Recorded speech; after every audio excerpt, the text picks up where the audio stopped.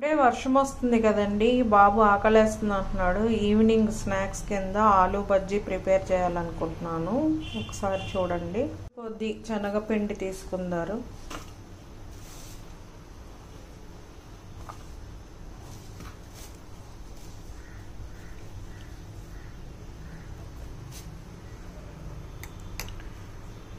రెండు స్పూన్లు బియ్యం పిండి, కరకరలాడటానికి స్పైసీగా బాగుంటుంది, క్రిస్పీగా.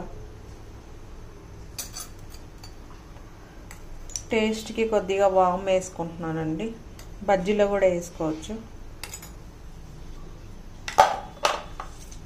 తగినంత సాల్ట్,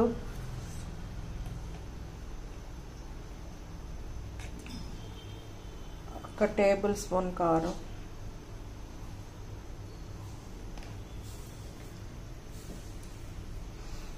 దీంట్లో ఉండలు లేకుండా బాగా వాటర్ వేసుకునే ముందు ఒకసారి కలుపుకొని తర్వాత కొంచెం వాటర్ వేసుకోవాలి. కొంచెం వాటర్ వేసుకొని ఉండలు లేకుండా మిక్స్ చేసుకోవాలి మొత్తం.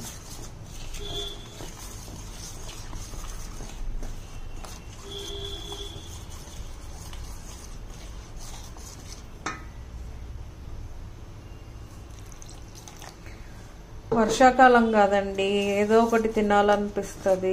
పిల్లలు కదా, బయటకు తెచ్చుకునే కన్నా ఇంట్లో రెడీ వేడివేడిగా తయారు చేసుకుంటే అందరూ తినొచ్చు కదండి. మొత్తం ఉండలు లేకుండా మొత్తం క్రిస్పీగా మొత్తం తిప్పుకోవాలండి. హ్యాండ్తో కూడా తిప్పుకోవచ్చు, చేతితో, కానీ దీంతో అయితే ఎగ్స్ కానీ దీనికి కానీ స్మూత్గా బాగా వస్తుంది, ఈజీగా కూడా ఉంటుంది మనకి. కట్ చేసుకొని ఇట్లా కలర్ చేంజ్ అవ్వకుండా వాటర్లో పెట్టుకోవాలండి. తర్వాత గ్యాస్ ఆన్ చేసుకొని బాండిల్ పెట్టుకొని ఆయిల్ పెట్టుకొని ఆయిల్ బాగా హీట్ ఎక్కేదాకా ఉండాలి. ఆయిల్ బాగా హీట్ ఎక్కిన తర్వాత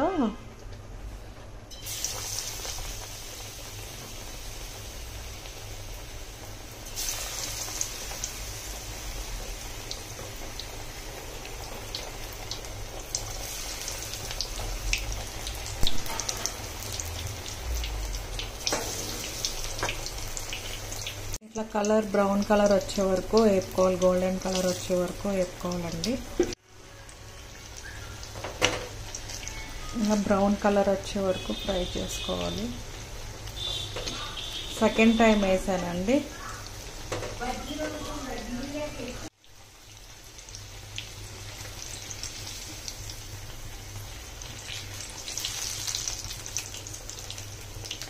మీరు కూడా వేసుకోండి, బజ్జీలు కానీ మిర్చి బజ్జీలు కానీ ట్రై చేస్తూ ఉండండి. మాకులాగా